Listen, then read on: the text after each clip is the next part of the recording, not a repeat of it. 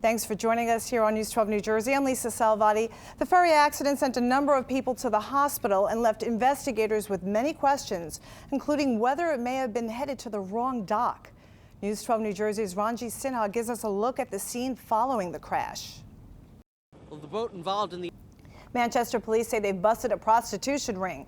They say it was being operated inside this gated retirement community called Leisure Village West. The business was apparently being advertised on this website. Ann Donahue and her boyfriend Philip Catone have been charged with robbery, prostitution, criminal restraint, theft, and drug offenses. We live here, and it's a quiet place. We didn't think anything like that would happen. A shooting investigation is underway in Patterson after a 15-year-old boy was shot several times early this morning. NJ.com reports it happened around 12:30 this morning near Jefferson and North 3rd Streets.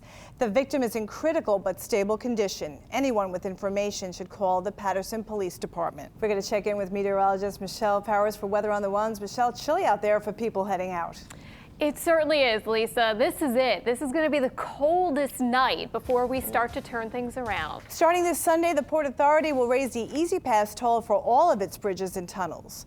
Off-peak tolls will be raised by 75 cents, so you will now pay $9 with an Easy Pass. Thousands of people have signed up for internet gambling in the first days of its availability here in New Jersey. Officials say as of yesterday, more than 37,000 accounts have been created.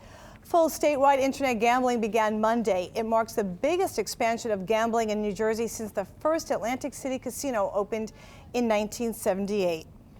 You're watching News 12 New Jersey. I'm Lisa Salvati. And I'm Eric Lance-Colonel. We thank you very much for joining us this afternoon, Friday, and we are live right now at 2 o'clock. We are learning that 2 people died in a fire last night on Higher Acre Drive in Hillsborough. A preliminary investigation shows that the fire was not suspicious. A judge says a Ford's middle school teacher should be fired. The judge ruled James Lang violated standards of decency. Lang is accused of calling female students prostitutes and making unwanted advances toward a female teacher. He was suspended 20 months ago without pay but denies the charges. Lang is planning to appeal. Michelle, what do you think? Is it going to get any better as far as this rain and the cold temperatures? I don't see it. No. Well, I don't see it happening. We at least see better weather for tomorrow. At least drier weather comes in. South Africa's president has signed a proclamation declaring this Sunday a national day of prayer and reflection to honor Nelson Mandela. Now then, on Tuesday, there will be a memorial service in a Johannesburg stadium. The president is one of countless world leaders who have spoken about the positive impact Mandela had on them. Both Nelson Mandela and President Obama were the first black presidents of their respective nations, and they did occasionally speak by phone. New Jersey's anti-bullying law seems to be working. The State Department of Education is reporting a 19% drop. The agency says it had fewer cases of violence, vandalism, and drug use in schools last year after the law went into effect.